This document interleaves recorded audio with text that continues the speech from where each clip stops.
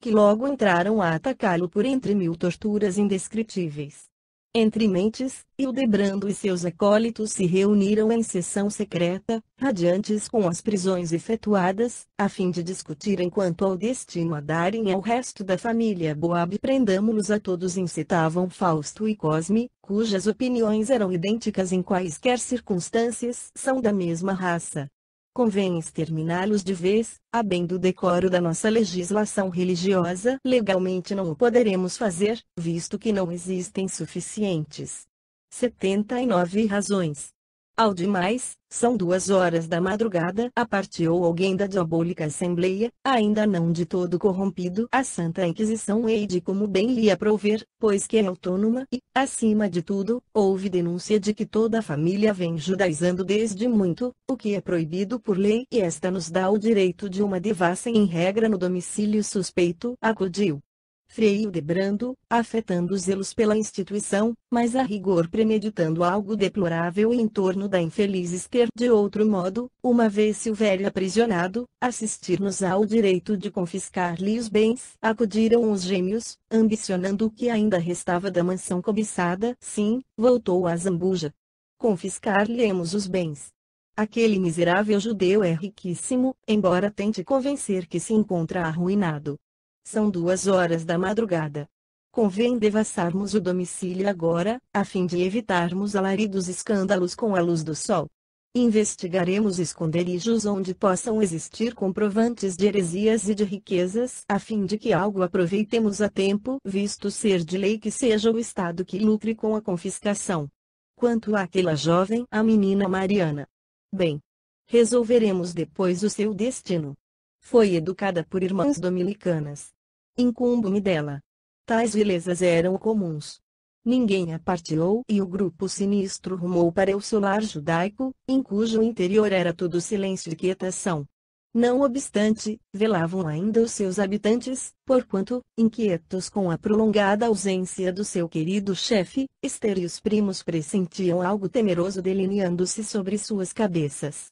Subitamente, perceberam vozerio e bulha em comum no pátio da entrada principal. Acorreram, curiosos, às rótulas das janelas e recuaram apavorados, à luz vermelha e crepitante de tochas sustentadas por pajens batedores. 5 soldados armados e 5 clérigos mascarados com grandes capuzes entravam pela porta principal da residência como conviria a autoridades guiados por João José, que lhes abrira os portões e agora descerrava serenamente a porta do edifício, secundado pela mulher.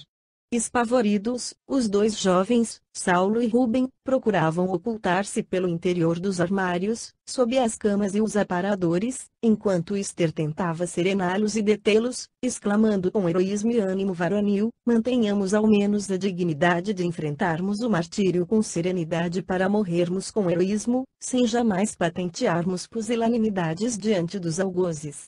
Ao passo que Saulo gaguejava, trêmulo de terror e de revolta, ante a arbitrariedade que os violentava, não poderão prender-nos a uma hora destas, sem que cometêssemos delitos que justificassem tal violência. Não podem. Não cometerão tal iniquidade. Temos o direito de defesa e justificativas, que a lei nos concede.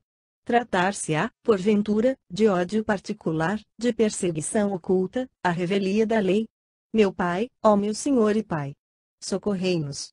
Socorrei-nos.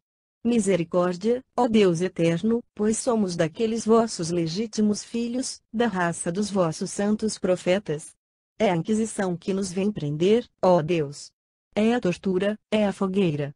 O fogo. O fogo. Irão queimar-nos vivos, como fazem aos demais. Ó meu pobre irmãozinho querido, Rubem. Foge, Rubem. Foge para qualquer parte, que já estaremos desgraçados. Socorro! Socorro! É a Inquisição que chega. Os frades. Os inquisidores. Deus do céu, não os dominicanos. Abraçaram-se os 2 irmãos, excitados, aterrorizados ante o que viam, derramando copiosas lágrimas, prostrados de joelhos sem bem compreenderem o 80 que faziam, enquanto Esther, junto deles, envolvia-os num só abraço, como desejando protegê-los contra o perigo iminente, pois já os perseguidores entravam violentamente no recinto pela porta aberta, com estrondo, pelo servo infiel. A vista de Esther, tão bela, tão altiva e indefesa entre os primos, moralmente ainda mais frágeis do que ela, os algozes tiveram um instante de indecisão, como se algo em suas consciências se envergonhasse da soez atitude que tomavam, devassando indebitamente um lar respeitável onde poucos dias antes ainda eram recebidos como amigos. A jovem, porém, reanimada, ergueu-se, fitando-os com dignidade e brandura, interrogou: poderão informar-nos, senhores, da razão desta violência? Frei Hildebrando aproximou-se, mascarado, deixando-se reconhecer, no entanto, pelo indisfarçável tom vocal. Descansa, querida menina, exclamou, afetando bondade assaz suspeita, e confia em nossa proteção. Nada desagradável sucederá a ti se concordares em ser razoável e obediente, pois apenas desejamos a tua felicidade pessoal. A lei, porém, impõe-nos o ingrato dever de uma busca neste domicílio, porque houve denúncia de que aqui se pratica o judaísmo. Aproximou-se mais e tocou-a no braço, num gesto ousado, protetor. A jovem desvencilhou-se e ele prosseguiu: ficará sob minha tutela, no convento das boas dominicanas. Nada terás a recear do tribunal da nossa santa instituição, afianço-te porque o tribunal sou eu. Não, nunca, revidou ela com ousadia, prefiro antes a prisão e a morte com os meus, a tortura, a fogueira, apesar de ser cristã. Correu para os primos, com eles se abraçando, enquanto riam, desdenhosos, os sinistros invasores. Eis, porém, que fora iniciada a inspeção no domicílio. Revolveram-se armários, cofres, arcas. Em verdade, estabelecia-se o saque à revelia da lei, pois, ambiciosos e avaros, convinha sempre aos magnatas da Inquisição invasões noturnas dessa natureza, a fim de burlarem a lei civil ou o governo, no tocante aos bens que por este seriam confiscados após a condenação, cerimônias estas levadas a cabo invariavelmente sob rigorosa formalidade, dita ou considerada legal. Mas, do que encontravam, então, de valor, Hildebrando e seus comparsas se apossavam como quaisquer roubadores inescrupulosos, afirmando tratar-se de bens heréticos e macabros, que a piedade cristã aconselhava serem convertidos em espórtulas às igrejas e aos desprotegidos da sorte, a fim de contribuírem para o alívio das almas dos seus infiéis possuidores, que se achavam caídos em pecado mortal. João José insistia junto deles, insofrido e excitado: procuremos no jardim as provas de heresia, reverendíssimos. É no chafariz do tanque que se encontra o esconderijo. Existe lá o livro herético dos judeus, o qual estes aboabos veneram e discutem aos domingos, como fariam nas sinagogas. E realmente encontraram, na arca dissimulada no pedestal de mármore do chafariz, o livro tradicional da raça, em cujas venerandas páginas toda a família, desde os remotos ancestrais, sorvia energias morais, a consolação espiritual tão necessária nas horas deprimidas pela angústia, como nos dias dolorosos de expectação ante o fim trágico que finalmente chegava. O próprio Rubem, premido pelas odiosas imposições da sinistra comitiva, houve de desvendar o segredo da abertura, visto que não souberam decifrá-lo, os homens do Santo Ofício. E fê-lo banhado em lágrimas o infeliz rapaz, a si mesmo considerando traidor por haver deposto nas mãos dos mais terríveis inimigos da sua raça o penhor religioso venerado por todos os hebreus. Frei Cosme esbofeteou-o, vendo relutar em entregar o precioso texto. E o pobre adolescente, irritado, os nervos exaustos por uma expectativa prolongada e uma revolta exacerbada, investiu para ele, constatando que lhe tomavam o livro, e, tentando revidar a ofensa, cuspinhou-lhe no rosto ainda mascarado, pregando-lhe ainda os dentes com força na mão porque fora esbofeteado. Não concluiu, todavia, a expansão dos seus revides. Viu-se tolhido pelos brutais apaniguados do Santo Ofício, em um minuto amarrado com sólidas cordas, enquanto Esther, desfeita em lágrimas, corria tentando socorrê-lo, e Saulo investia, defendendo-o. Mas, igualmente no curto espaço de alguns instantes, viu-se a jovem amordaçada e amarrada, carregada pelos braços possantes de um sequaz de Hildebrando, metida dentro de uma carruagem fechada, onde em seguida tomou lugar este mesmo célebre cruel inquisidor, rodando para local ignorado por ela.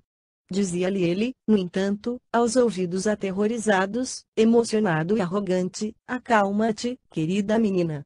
Nada desagradável te sucederá, já te disse. Sou o homem mais poderoso de Portugal. O próprio rei curva-se em minha presença. Amo-te. Amo-te, quero-te como um insensato, como um louco. E tu estás sob minha proteção. Serás grande, tão poderosa qual uma rainha, se o desejares. Apenas uma condição imponho, se minha. Consente em me amar também um pouco. E rodava a carruagem pelas ruas de Lisboa, imersa em trevas. Ficavam para trás, encobertos pelas sombras do pretérito, o lar que ela tanto amava, a família, o amor, a felicidade e Saulo e Rubem, manetados quais ferozes malfeitores, espancados, arrastados como se mais não fossem do que trapos inúteis, que se incluiriam no monturo. 24. Mas, partindo, Esther pudera ainda observar que Saulo gargalhava e chorava, bramia e suplicava, afigurando-se que o infeliz adolescente perdera a razão, não resistindo à tensão traumática de uma rude e longa expectativa de desgraças finalmente verificadas. Alguns minutos depois, a jovem hebreia não mais pôde perceber o que se desenrolava ao redor de si. 24. Não era comum a prisão de filhos menores de judeus. O fato aqui narrado parece tratar-se de vinganças pessoais. No entanto, a Inquisição deixava-os, geralmente, ao mais completo desamparo, segundo reza a história, tão pouco local para onde a conduziam, pois desmaiara ao lado de Hildebrando, vencida por violenta emoção. 81. Capítulo 13. 82.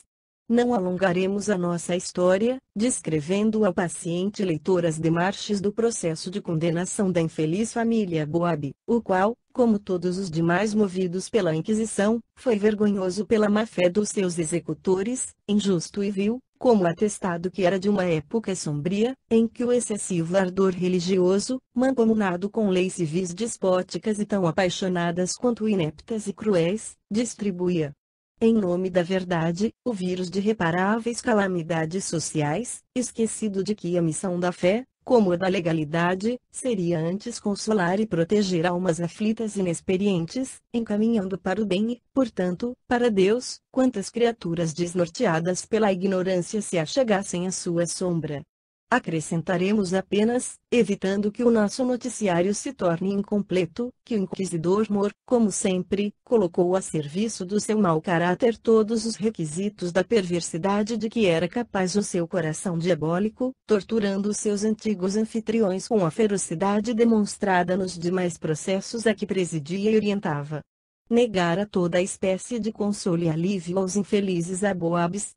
Com os próprios bens confiscados, destituídos de quaisquer recursos na solidão dos calabouços, impossibilitados de se entenderem com amigos e correligionários, ainda porque nenhum destes se atreveria já a se apresentar como tal, os desgraçados não esperavam senão a morte na fogueira, como suprema esperança para o término de tão rigorosas desventuras. Mantidos em prisões isoladas, não lograram o alívio de se reconfortarem uns aos outros, senão o ataque de ratos vorazes e vermes imundos, que agravavam o seu inconcebível martirológio. Dali saíam, periodicamente, apenas para a sala de torturas. Tratava-se de dependência subterrânea, armada em pedra e alvenaria, com longas arcadas impressionantes e teto em abóbada, local sinistro, carregado de vibrações dolorosas, odiosas, rodeado de sombras, onde o cheiro repulsivo do sangue humano e da carne queimada pareciam estigmas degradantes, e onde se passavam, em segredo para os homens, mais visíveis a Deus, os mais abomináveis crimes cometidos na face da terra. Então, eram submetidos a interrogatórios contundentes como a outros tantos suplícios, durante os quais os algozes encontravam ocasiões sempre fáceis para intercalar em sofismas e interpolações soezes, raciocínios falsos e comprometedores para as vítimas. Somente nessas horas cruciantes podiam os infelizes se avistar, à exceção de Esther, que jamais aparecera, e se contemplavam famintos imundos, esquálidos e deprimidos, atrelados a colunas, a fim de não tentarem sentar, e ali, tendo à frente os demais membros da família, sofriam vexames e insultos, humilhações e tratos de que a Inquisição fora sempre tão fértil em inventar para suplício de milhares de vítimas que fez durante séculos. 25. Assim foi que, conforme entrevimos no início destas narrativas, Aboab e os filhos tiveram as unhas e os dentes violentamente arrancados, as carnes dos braços e coxas, e as solas dos pés queimadas com tenazes em brasa, os punhos retorcidos e deslocados, suplícios estes lentos, que não matavam com. 25. Segundo revelações da história, um desses pavorosos suplícios consistia em colocar-se a vítima atada a um catre, ou mesa, e retalhar-lhe as solas dos pés, untá-las com azeite e chegar-lhes o fogo lento. Acossada em tais condições pelos exasperados sofrimentos, a vítima confessava o que seus algozes desejassem, e tal confissão seria o caminho para a condenação à morte na fogueira. Muitos outros suplícios assim atrozes eram praticados. Em Portugal e na Espanha tais vítimas eram sempre de raça judaica, rapidez, mas torturavam até ao paroxismo do horror, afirmando os mandatários da execrável instituição que semelhantes tratos seriam antes benemerentes porque predisporiam as almas hereges ao próprio salvamento das sombras infernais, depois da morte. Tão patético martirológio estendeu-se por 6 longos meses, durante os quais nem sequer um aceno de esperança viera suavizar as trevas em que se convertera a existência do desgraçado Timóteo e seus 3 filhos e ainda o velho Gabriel, que fora o primeiro a sucumbir. Suplicava aquele, invariavelmente, que lhe despedaçassem o corpo, torturando-o ainda com maiores requintes de crueldade, mas que poupassem seus filhos, que eram cristãos inocentes de quaisquer faltas contra a Inquisição. Que lhe dessem, por misericórdia, notícias de Esther, por cuja sorte se exasperava de ansiedade e terror. Mas, respondiam-lhe os verdugos com bofetadas e torturavam os 3 jovens ainda mais caprichosamente, em sua presença, causando ao desgraçado pai, a quem mantinham atrelado a uma coluna de pedra, os paroxismos da raiva e da desesperação. Hercúleo e enérgico, Joel resistia aos tratos terríveis, não obstante a extenuação que diariamente se acentuava, esperançoso até final de algo indefinível que o libertasse, permitindo-lhe investigar o paradeiro da noiva a fim de socorrê-la e poder vingar-se. Saulo e Rubem, no entanto, enlouqueceram ante a crueza dos sofrimentos, dada a extrema juventude, que favoreceria choques nervosos irremediáveis, havendo o último sucumbido atrelado à coluna, ou pelourinho, diante do pai e dos irmãos, enquanto o outro expirara dias depois, ambos se livrando, assim, da morte pelo fogo, mas não escapando da incineração do cadáver em vistosos autos de fé em praça pública, como era de praxe nos códigos da execrada instituição. Certa vez, ao chegarem Timóteo e Joel à sala de torturas, já inteiramente desfigurados pelo longo martírio, depararam Esther também atada a um pelourinho, inteiramente desnuda e rodeada por algozes mascarados. A infeliz judia, em cuja fisionomia se estampava o horror perfeito, suplicava por entre lágrimas e gritos lancinantes que lhe tirassem quanto antes a vida, mas que cessassem de submetê-la às ignomínias com que, na sua qualidade de mulher, se via supliciada. Não apresentava pelo corpo sinais de tratos inquisitoriais, havendo o doutor Timóteo e o filho compreendido, num momento, a vileza dos sequazes da Inquisição, que, geralmente, profanavam cruelmente as virgens hebreias antes de atirá-las à fogueira. Experimentando, naquele instante, novo gênero de suplício, superior em intensidade a tudo quanto já sofrera até então, Joel, enlouquecido, investiu, num instintivo impulso, no intuito de socorrê-la. Mas vários braços o tolheram, espancando, torturando, atrelando-o à coluna costumeira. Então, por entre gritos de desespero, blasfêmias e insultos atirados até mesmo contra o próprio Criador, o desgraçado jovem cientificou-se de que Esther, o seu imaculado lírio, em cujas feices jamais roçara os lábios por se não julgar bastante digno de tal mercê, pela só razão de ser homem fora aviltada na sua candidez virginal pela ignomínia de Ildebrando de Azambuja. que a raptara e conservara prisioneira no local indevassável, que Faustus em honrarias oferecera-lhe ele para que se adaptasse de boamente à ingrata situação, mas, como a jovem preferira conservar-se revoltada. 83. Contra o atentado vil, testemunhando-lhe todo o desprezo que lhe votava, vingará-se ele, cruel e satânico até o fim, submetendo-a violentamente a todas as suas torpezas durante algum tempo, para depois abandoná-la aos caprichos dos seus demoníacos colaboradores, os quais, eternos ébrios, a haviam exposto ao mais aviltante dos martírios que poderá atingir uma mulher.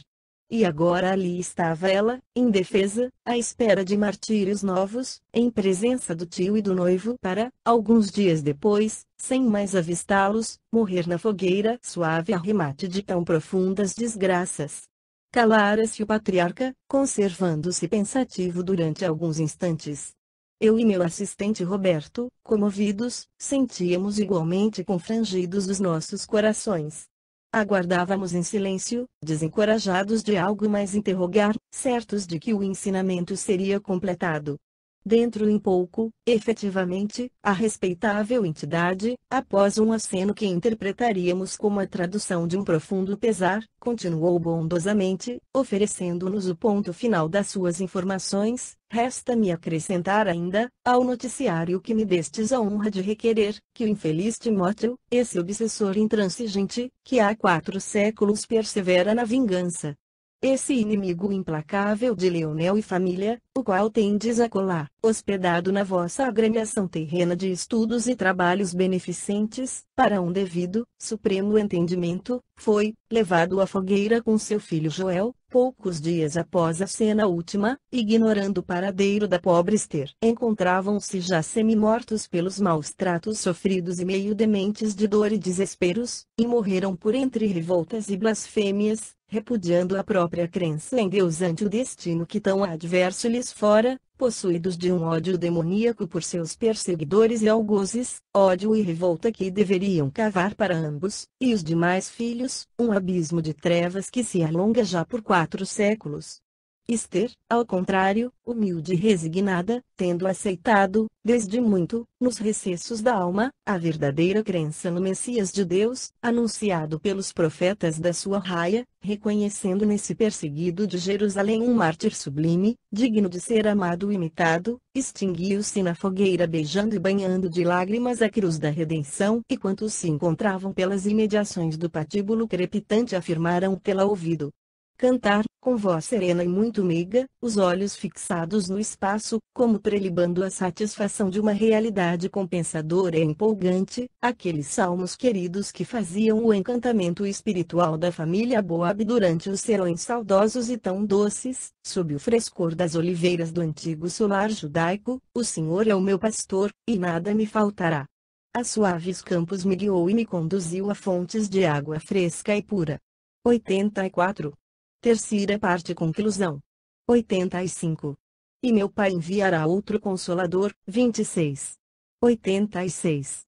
Capítulo 1. Uma vez desencarnada prosseguiu, finalizando, a entidade protetora após os primeiros meses de perturbações e desesperações, a família Boab reuniu-se através das correntes espirituais de afinidades e simpatias, exceção feita de Esther, cujos pendores delicados e evoluídos encaminharam naturalmente para agrupamentos apropriados ao seu grau de evolução, os demais permaneciam nos próprios ambientes trágicos de Portugal, e, o que mais doloroso ainda se tornava, residindo, como dantes, no próprio domicílio que tanto queriam, agora de propriedade de Azambuja, que ardilosamente o requerera do erário público como pagamento de dívidas insolvidas pelos condenados. Revoltados e odientos, destituídos agora da confiança tradicional na crença ortodoxa em Moisés e os profetas, em seus sentimentos apenas bruxuleava a ideia imprecisa de um ente supremo a quem não compreendiam, e ao qual, por entre gritos e blasfêmias, invocavam para que os inspirasse na vingança contra os destruidores da sua felicidade e de suas vidas carnais, isto é, Hildebrando de Azambuja, Fausto e Cosme de Mirandela. A Condessa Maria de Faro, que os entregará à Inquisição, e o espião João José. E, efetivamente, durante um período 4 vezes secular, Timóteo Aboab e seus 3 filhos não concederam tréguas nem piedade aos seus antigos inimigos. Obsidianos, perseguem-nos desesperadoramente, desde então, impelindo-os a desastres e desgraças constantes, até aos dias presentes, quando tensionavam impelir todos eles, agora encarnados em Leonel e sua família, ao ato do suicídio, visto que seria esta a única modalidade de perseguição que aqueles não atingira até agora. E assim os obsidiam, quer se encontrem seus antigos algozes no espaço, como desencarnados, quer estejam na Terra com novos corpos carnais, pois existem entre as duas pequenas falanges elos de atração tão poderosos, forjados pelo ódio e pelo crime, que impossível será Hildebrando e seus sequazes se furtarem à presença de suas antigas vítimas, senão quando um arrependimento sincero, resoluções sadias e remissoras os inclinarem a uma modificação geral no próprio modo de proceder. O antigo rabino e seus filhos, no entanto, até ao presente não concordaram com um novo ensejo reencarnatório, a despeito das ocasiões valiosas que piedosos agentes do bem, incumbidos pela espiritualidade de aconselharem os caracteres rebeldes e endurecidos à emenda dos próprios erros, lhes têm proporcionado. Descrentes da misericórdia do próprio ente supremo, de cujas leis, que não compreendem, se ressentem pelo muito que sofreram, não acreditando em amigos e na própria justiça, uma vez que presenciaram em Portugal governantes cruéis cometerem iniquidades contra os próprios súditos, mancomunados com hordas assassinas que se proclamavam intérpretes da verdade, as quais se valiam do poder adquirido à sombra da religião para a prática de todas as paixões. Repelindo toda a possibilidade de instrução filosófica, fornecida pelos instrutores espirituais, para um trabalho de reforma. 26, João, capítulo 14, versículos 15, 16, 17 e 26. 87 Esclarecimentos em si mesmos, a fim de que a compreensão das soberanas leis da criação os levasse à meditação, à conformidade e ao respectivo progresso, aliaram-se, no invisível, a falanges obsessoras que, endurecidas no mal, espalham os germes da desgraça por onde passam e encontram afinidades. E, por estes instruídos e adestrados, vêm, durante tão longo tempo, cobrando a seus antigos algozes todas as lágrimas que eles próprios e seus compatriotas choraram desde o primeiro dia em Lisboa até ao presente. De outro modo, os antigos inquisidores, espíritos, com efeito, maldosos, afeitos ao erro, igualmente endurecidos, absolutamente não se preocuparam com a própria regeneração até ao momento, tratando de lealmente se voltarem para Deus a fim de resgatarem o mal passado através de realizações benfazejas, em vez de o fazerem na expiação dolorosa. Tem, ao contrário, revidado as hostilidades sempre que possível, quando desencarnados, muito embora o terror que nutrem pela presença de suas desgraçadas vítimas do século XVI, agora transformadas em algozes.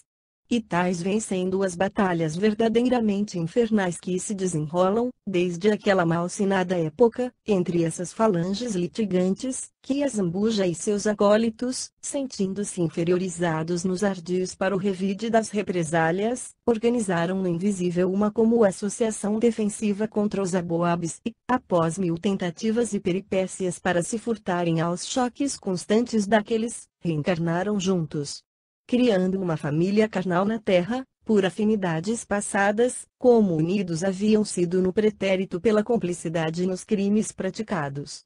E o fizeram nas seguintes posições de responsabilidades e descendência, automaticamente inspirados pela consciência culposa de cada um, Hildebrando de Azambuja o inquisidor mor e maior responsável pelo drama que desgraçou os aboabes, Leonel, o guarda-livro suicida Condessa Maria de Faro cúmplice de Hildebrando no caso Aboabe, a qual precipitou a pedra de escândalo para a consumação do drama, com agravantes, drama que, se ela o quisesse, teria atenuado através do esforço da boa vontade, a esposa de Leonel, cujo calvário de provações e lágrimas, nessa qualidade, formaria um volume. Fausto e Cosme de Mirandela e João José, filhos do casal reencarnado como Leonel e esposa.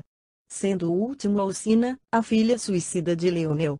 Aterrorizado ante as vinditas atrozes movidas pelos espíritos de seus antigos amos de Lisboa, o espírito João José preferiu ocultar-se numa encarnação de formas femininas, esperançado de que, assim disfarçado, não pudesse ser reconhecido. Enganou-se, porém, visto que sua própria organização psíquica traiçoou, modelando traços fisionômicos e anormalidades físicas idênticos aos que arrastara na época citada. Encontrou-se, de outro modo, enredado em complexos físicos oriundos da mudança de sexo, anormalidades sexuais e mentais fáceis de fornecerem pista de reconhecimento a um obsessor, terminando, como vimos de início, sob pressão perseguidora de Timóteo, que sistematicamente lhe apresentava, em quadros mentais, um recipiente com solução corrosiva, por qualquer pequena contrariedade doméstica, porquanto seu desejo seria apossar-se definitivamente desse espírito, a fim de escravizá-lo à seita macabra dos vingadores judaicos existentes no invisível, em ação contra aqueles que durante séculos vêm intransigentemente perseguindo, sem razões plausíveis, os da sua raça, sob 1000 formas diferentes. Capítulo 2. 88. De posse de tão preciosas informações, estabeleci o único programa lícito perante as leis da fraternidade, tentar a reeducação dos litigantes à base da cristianização das suas individualidades espirituais, muito embora estivesse certo de que o aprendizado que se seguiria apresentar-se-ia longo e espinhoso, através de uma ou mais reencarnações. Seria tarefa árdua para nós outros, que os deveríamos aconselhar e instruir, auxiliando-os no reajustamento indispensável, mas seria necessário, imprescindível que assim fosse, e tanto eu como meus dedicados companheiros de trabalho estávamos dispostos a tentar o certame, uma vez que outro não seria o nosso dever de cooperadores do grande mestre Nazareno.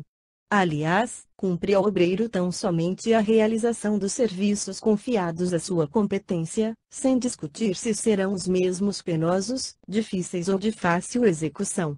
Na noite seguinte à nossa entrevista com a entidade espiritual orientadora das duas falanges em apreço, realizou-se a reunião dos médiuns de minha confiança, por mim solicitada, e eu e mais alguns obreiros ligados à agremiação terrena, patrocinadora do feito, levamos ao fenômeno da incorporação o antigo rabino e seus filhos. Em verdade ser-nos-ia dispensável aquela reunião. Resolveríamos, sim, o lamentável drama espiritual, dispensando o concurso humano.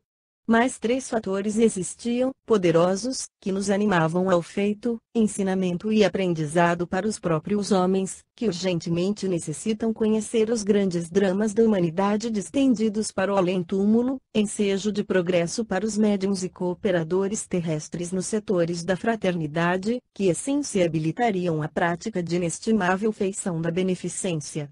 E mais facilidade para a conversão dos endurecidos espíritos diante do fenômeno mediúnico espírita, cujo aspecto impressionante é de grande importância para um desencarnado.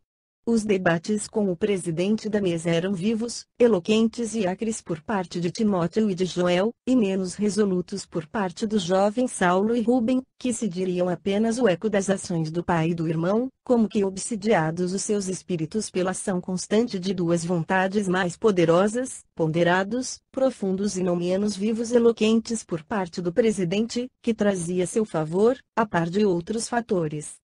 4 séculos de progressos gerais e ainda lógica irrefragável e vigorosa fornecida pela doutrina espírita, e seria belo vê-los e ouvi-los.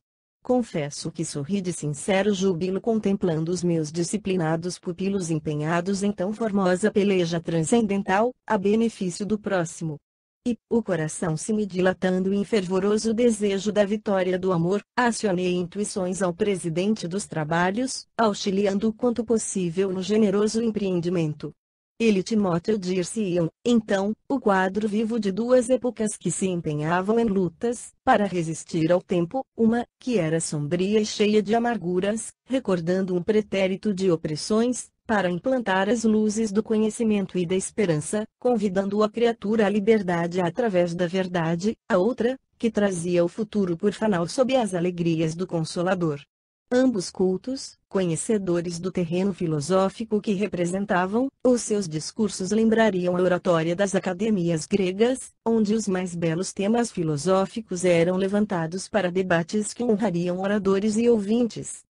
2 horas de argumentações se escoaram, durante as quais a inusitada tragédia de Lisboa foi citada e revivida através do verbo queixoso e magoado dos antigos judeus, com toda a patética amargura da sua realização, esgotando os médiuns, que se viram obrigados a elevar do ouvido uma época já desaparecida nas dobras do tempo e os seus problemas, sob injunções irresistíveis de um formoso, mas penoso fenômeno, tornado torturante pelo choque dos fluidos contundentes que seu ódio e suas dores emitiam.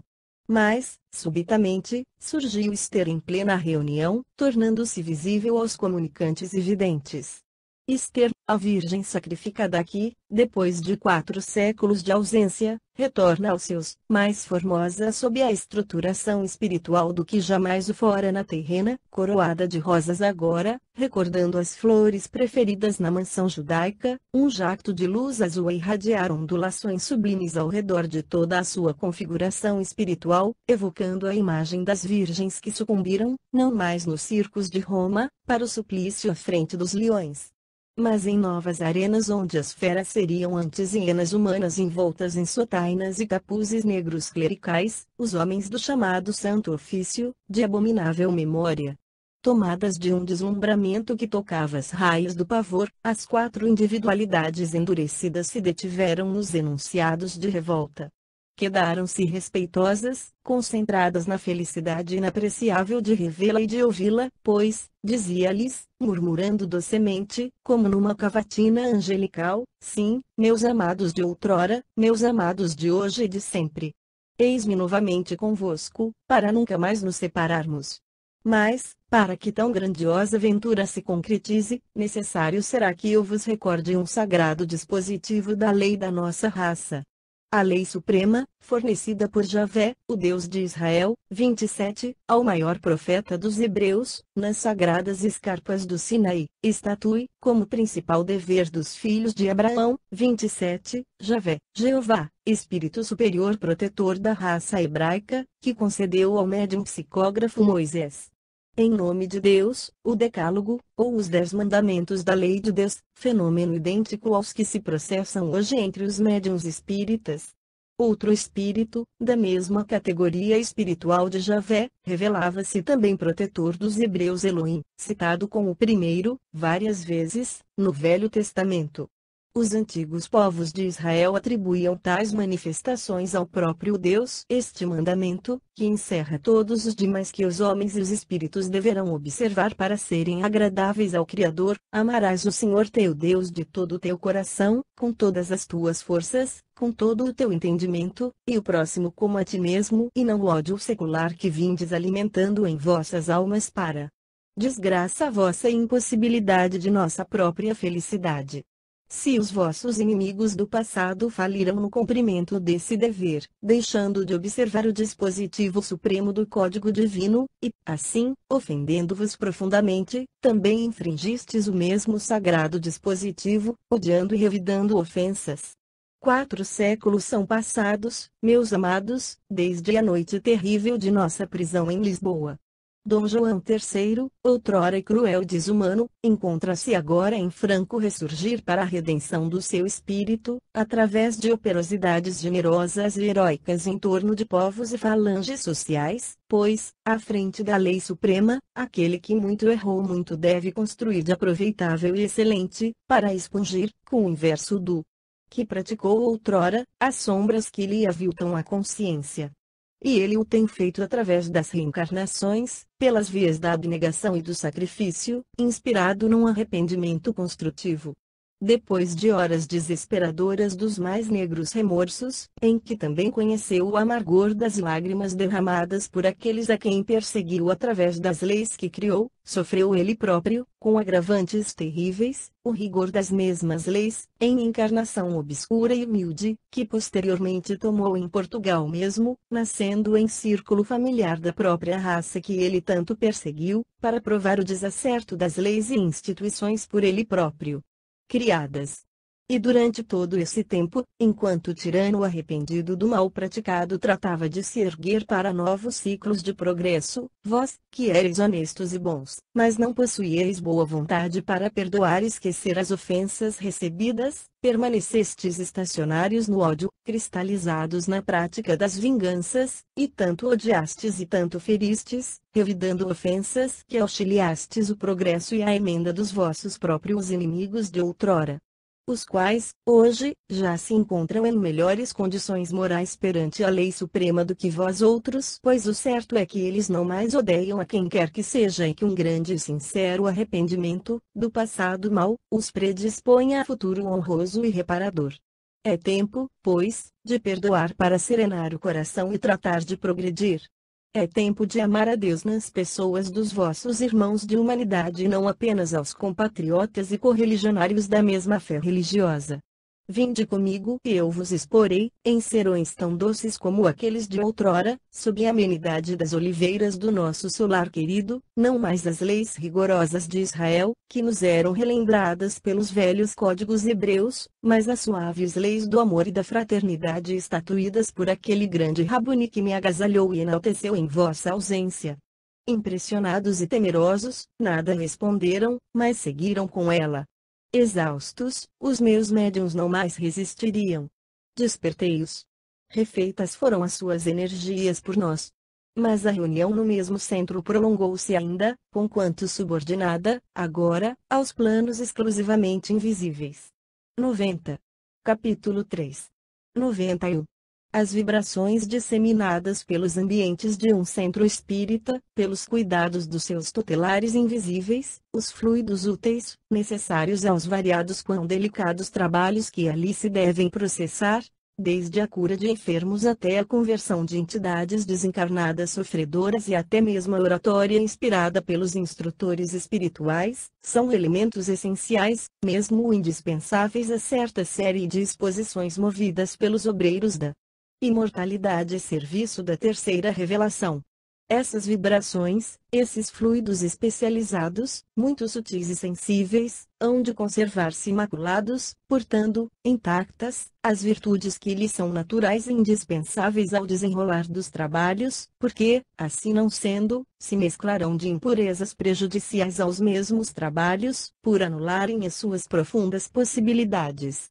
Daí porque a espiritualidade esclarecida recomenda, aos adeptos da grande doutrina, o máximo respeito nas assembleias espíritas, onde jamais deverão penetrar a frivolidade e a inconsequência, a maledicência e a intriga, o mercantilismo e o mundanismo, o ruído e as atitudes menos graves, visto que estas são manifestações inferiores do caráter e da inconsequência humana, cujo magnetismo, para tais assembleias e, portanto, para a agremiação que tais coisas permite, atrairá bandos de entidades hostis e malfeitoras do invisível, que virão a influir nos trabalhos posteriores, a tal ponto que poderão adulterá-los ou impossibilitá-los, uma vez que tais ambientes se tornarão incompatíveis com a espiritualidade iluminada e benfazeja. Um centro espírita onde as vibrações dos seus frequentadores, encarnados ou desencarnados, irradiem de mentes respeitosas, de corações fervorosos, de aspirações elevadas, onde a palavra emitida jamais se desloque para futilidades e depreciações, onde, em vez do gargalhar divertido, se pratique a prece, em vez do estrépito de aclamações e louvores indébitos se emitam forças telepáticas à procura de inspirações felizes, e ainda onde, em vez de cerimônias ou passatempos mundanos, cogite o adepto da comunhão mental com os seus mortos amados ou os seus guias espirituais, um centro assim, fiel observador dos dispositivos recomendados de início pelos organizadores da filosofia espírita, será detentor da confiança da espiritualidade esclarecida, a qual elevará a dependência de organizações modelares do espaço, realizando-se então, em seus recintos, sublimes empreendimentos, que honrarão seus dirigentes dos dois planos da vida. Somente esses, portanto, serão registrados no além-túmulo como casas beneficentes, ou templos do amor e da fraternidade, abalizados para as melindrosas experiências espíritas, porque os demais, ou seja, aqueles que se desviam para normas ou práticas extravagantes ou inapropriadas, serão, no espaço, considerados meros clubes onde se aglomeram aprendizes do espiritismo em horas de lazer. Ora, convinha a programação por mim estabelecida em torno do caso Leonel e os judeus que estes últimos iniciassem no próprio ambiente do centro já mencionado o seu aprendizado mais urgente, visto que muito prejudicados se encontravam eles, pelo acervo de 4 séculos de hostilidades, para que os removêssemos tão subitamente para o espaço, a despeito das possibilidades que tínhamos de o fazer. Aliás, o seu embrutecimento vibratório, a exiguidade da sua visão espiritual, que não perceberia senão formas pesadas, se adaptariam melhor ao sistema físico humano, enquanto o que, no além, nos seriam necessárias materializações muito penosas a fim de que nos fizéssemos devidamente compreendidos. O ambiente no núcleo espírita em que se desenrolava o feito em apreço prestava-se ao magno serviço. Não se ouvia repercutir ali, nas vibrações distendidas, o eco da maledicência e tampouco do comentário. Não retinuía o som do gargalhar nem as trepidações insulsas de cenas e acontecimentos próprios do mundo. Não se retratavam em sua atmosfera nenhuma outra cena ou nenhuma sequência de palavreado que não fossem a proteção ao sofredor, o consolo a um desencarnado em confusões, a assistência paternal aos desvalidos da fé e da esperança. Resolvi, por isso mesmo, que meus pupilos do momento habitassem temporariamente aquele centro, nos exemplos e ações de cujos trabalhadores, encarnados e desencarnados, se instruíssem quanto à verdadeira significação da doutrina do Cristo, pois, até então, para eles, o cristianismo seria perseguições e rapinagem, ódio e assassínio, sangue e corrupção. Fala-nos do grande Rabboni, teu amigo, que concedeu asilo e proteção a nossa Esther, e que acolhe perseguidos e desgraçados como nós, solicitava o velho Timóteo ao meu assistente Roberto, passados que foram os transportes de satisfação pela visita de Esther. Sim, falarei dele, meus caros amigos, ou alguém mais abalizado do que eu, porém, mais tarde. De início, apreciareis e deduzireis, vós mesmos, dos seus ensinamentos, através das ações de discípulos seus que, como homens que ainda são, dirigem e movimentam esta associação terrena em cuja sede vos encontrais hospedados. Esther e eu, embora não residindo aqui, permaneceremos às vossas ordens, vigilantes para vos atendermos em quaisquer esclarecimentos necessários. Mas creio será inútil, pois melhor analisareis o valor da doutrina desse grande mestre, observando o labor dos seus discípulos, que nela se orientam e disciplinam. E assim foi que, com efeito, durante 6 meses habitando aquele centro de fraternidade, o doutor Timóteo do século XVI e seus 3 filhos assistiram a curas de paralíticos e de obsidiados, realizadas em nome e pelo amor de Jesus Cristo, o Nazareno, através daquele grupo de médiuns a quem nós, os do invisível, tínhamos o dever de acionar. Contemplaram e admiraram a dedicação abnegada, diária, de um serviço de assistência a enfermos do corpo e da alma, sem esmorecimentos, sem queixas nem reclamações, antes sob a irradiação da sã ternura do coração e da sublime alegria daquele que já vislumbra em si mesmo as alvoradas do reino de Deus. Assistiram às doces tarefas da fraternidade se distenderem até ao invisível, no socorro a obsessores, a suicidas, a corações endurecidos no mal, como a desesperados e tristes que vagueiam pelos planos invisíveis sem forças para a emenda. Viram o órfão socorrido, o mendigo acalentado na sua miséria, o presidiário assistido no seu tugúrio, esclarecido na sua ignorância e esperançado no futuro redentor dentro das próprias lágrimas do opróbrio, o faminto saciado, o abandonado encaminhado ao trabalho honroso, a decaída retornando ao dever, o ignorante orientado ao caminho do aprendizado compensador. E tudo isso realizado sob o critério da doutrina do grande mestre do cristianismo. Visitando, porém, a intimidade do lar de cada um daqueles médiuns que contribuíam para a melhoria da sua própria situação, constataram que suas vidas eram consagradas ao honesto cumprimento dos deveres sociais e profissionais, dedicadas ao bem e ao respeito do próximo, em qualquer setor. E ainda que, se sofriam, oravam e se resignavam, certos de melhor futuro, e, se eram ofendidos por inimigos gratuitos, poderiam sofrer. 92. 93 E chorar em silêncio, mas sem blasfêmias nem revides vingadores, porque o perdão era tão fácil e espontâneo naqueles corações como o sorriso nas faces da criança. Nenhuma palavra insultuosa ao próximo jamais ouviram, nenhuma delação ou intriga, nenhuma apropriação indébita, nem o perjúrio, nem a maledicência, nem o abuso e o vitupério. E tudo isso eles também analisaram e compreenderam que era a verdadeira educação fornecida por aquela doutrina cristã, que eles haviam conhecido falseada no século XVI, mas que agora se surpreendiam de vê-la praticada em espírito e verdade, em nome do grande Rabboni, seu fundador, cujo nome descobriram através dos ensinamentos desses seus discípulos era Jesus Nazareno. Sim. Jesus ben Joseph de Nazaré, mas nascido na Judeia, na cidade de David, exatamente o Messias anunciado pelos profetas de Israel e como ele, Timóteo, e seus filhos, perseguido pelas hienas clericais até ao desespero do suplício e da morte forjada pelos interesses pecaminosos dos homens. Durante o espaço de tempo que ali passaram, assistiram, graves e quedos, acomodados entre a assembleia de ouvintes, como quaisquer encarnados, ao estudo e à oratória espírita evangélica. E nós, então, acionando a técnica do laboratório do mundo invisível, criávamos para os seus entendimentos valendo-nos do poder da nossa vontade os panoramas expostos pelos oradores e explicadores, panoramas que eles passavam a ver como em cenas teatrais ou cinematográficas, pois que as vibrações dessa casa de comunhão com o alto, por se conservarem imaculadas, facilitavam a delicadeza e a eficiência do melindroso, sublime trabalho.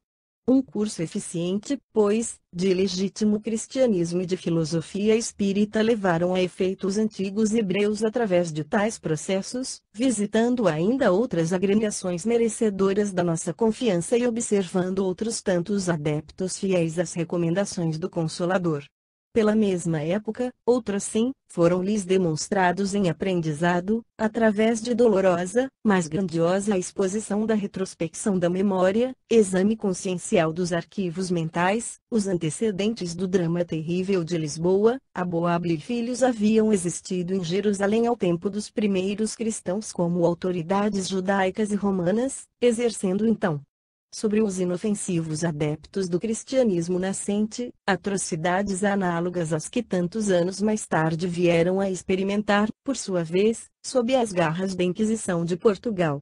Então, compreendendo claramente a lógica dos fatos, ou a lei de causa e efeito, humilharam-se, reconhecendo o erro em que incorriam havia séculos, e, desfeitos em lágrimas de sincero arrependimento, renderam-se à evidência da irresistível doutrina do amor, do perdão e da fraternidade, que desde os dias longínquos do Calvário irradia a redenção para a sucessão dos séculos.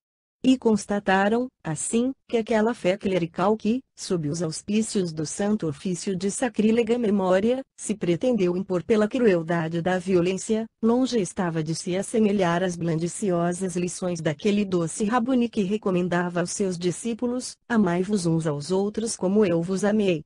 Quanto a Leonel, que desde 4 séculos vem espiando as tenebrosas consequências dos seus crimes de inquisidor-mor, presentemente, arrependido e lamentando o passado, encontra-se em vias de ressurgimentos gerais para a definitiva regeneração, disposto aos mais severos testemunhos exigidos pela consciência para a própria reabilitação.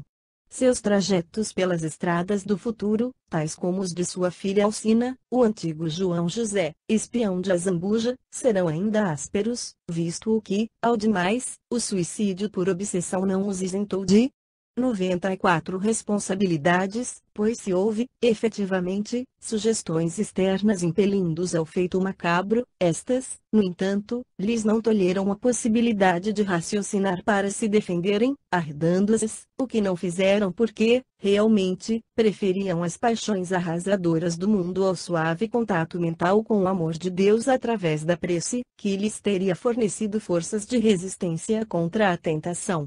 prontos se encontram ambos, mas agora sinceramente, a estreitarem nos braços, definitivamente, aqueles pobres judeus que outrora lhes franquearam, confiantes, a intimidade do lar doméstico, esperando da sua honradez pessoal o mesmo respeito e consideração idêntica.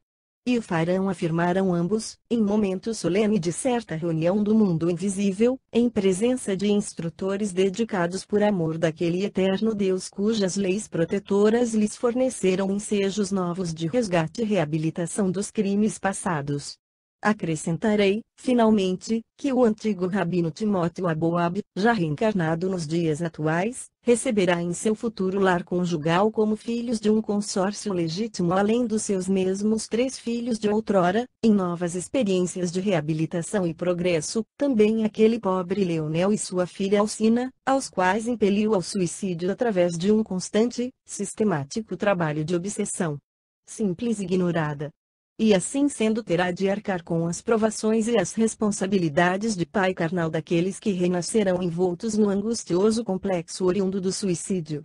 E Joel, Saulo e Rubens serão, por isso mesmo, irmãos consanguíneos daquele que foi o terrível Azambuja de sinistra memória, como daquele ignóbil João José, os quais, porém, se vêm redimindo lentamente, através dos penosos, mas eficientes serviços expiatórios concedidos pela lei divina da reencarnação. Assim é, meus caros amigos, que o conhecimento legítimo da doutrina espírita, como a boa e lúcida prática da mediunidade, resolvem problemas seculares, pois não esquecereis de que foi através da mediunidade bem orientada, à luz do Evangelho do Cristo e sob o rigor da ciência transcendental, que os Aboab se encaminharam para a regeneração individual e que a família de Leonel, igualmente convertida sob orientações espiritistas, obteve forças e ensejos para o único alvo que lhe caberia atingir a fim de lograr serenidade para progredir moral e espiritualmente, isto é o amor e o respeito às soberanas leis de Deus. A severidade da lei, Mateus, capítulo 5, versículos 25 e 26. 95. Digo-vos, em verdade, que daí não saireis enquanto não houverdes pago o último ceitil. Capítulo 1. Certa vez, durante uma reunião do mundo invisível, levada a efeito por brilhante falange de instrutores espirituais afeitos a melindrosas tarefas de reeducação entre os homens terrenos, um dos eminentes delegados presentes, 28, que apresentara extenso relatório acerca do aflitivo desajuste moral e social em que se debate a mulher, na Terra, segredou-me em particular. Após cumprida a missão de congressista e quando eu o felicitava pelo magnânimo empenho de bater-se pelo movimento de socorro espiritual à mulher, num congresso da espiritualidade, dizei aos vossos leitores terrenos, meu excelente irmão, vós que gostais de praticar literatura mediúnica, algo que desperte a mulher para os superiores anelos do espírito. Conserveis sempre, em meu coração, uma profunda estima, um profundo respeito e uma sincera compaixão por essa alma sacrificada na condição feminina. 28, Leon Denis. Que palmilha sendas rodeadas de abismos sem se dignar neles reparar para evitar quedas irreparáveis. Eu quisera poder ajudar a mulher a remover dos seus destinos os contratempos que a deprimem, louvável o vosso intento, meu caro amigo. Impossível será a me negar colaboração a tão enternecido alvitre. Na doutrina do Consolador, efetivamente, encontrará a mulher o estímulo que lhe há faltado para uma eficiente evolução moral, o amparo regenerador que a levará a vencer a si própria, dominando os arrastamentos das paixões primitivas, e glorificando-se, quer como companheira do homem, durante os aprendizados terrestres, quer como espírito, essência divina. Prazo aos céus, sim, meu amigo, que, ingressando no seio dessa redentora doutrina, possa a mulher inspirar-se e reanimar-se definitivamente, saciando-se naquela água viva oferecida pelo Cristo à Samaritana, a fim de aplicar suas preciosas energias a serviço do bem, para o advento da luz na sociedade terrena. Respondi eu. Em homenagem à mulher, pois, e atendendo ao amorável convite daquele generoso amigo da espiritualidade, ditarei aos meus leitores terrenos um episódio da vida real por mim observado em seus mínimos detalhes, onde 2 vultos femininos se apresentam como padrões dignos de meditação.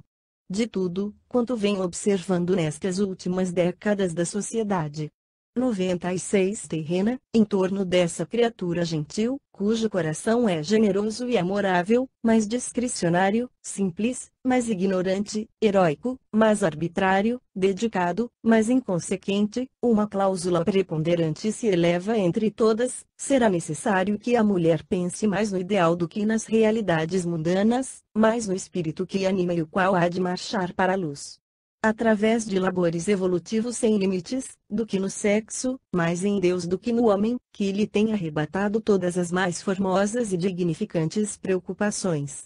Que ela saiba que possui valor próprio para vencer, sem necessidade de se escravizar ao sexo.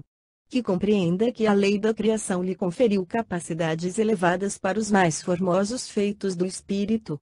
E que, portanto, se liberte quanto antes do ignominioso servilismo que a mantém escravizada aos sentidos, estelando suas preciosas faculdades à beira de influenciações bastardas, a serviço dos instintos masculinos, quando suas aspirações antes deverão obedecer às realizações do ideal divino. Que medite em que, antes de ser mulher, já era entidade espiritual destinada ao triunfo da imortalidade, e que, por isso mesmo, persistem nela, como sempiterna origem, as essências de um Deus Criador, que assinalou a sua individualidade com as mais sublimes expressões da possibilidade. Que ela se detenha, pois, nas aspirações bastardas que o mundo gerou ao contato das paixões inferiores, e aceste essas mesmas poderosas capacidades para as aspirações superiores, únicas que lhe fornecerão o brilho das virtudes, sem o qual não logrará a reabilitação de que tanto carece a sua mesma reputação entre aqueles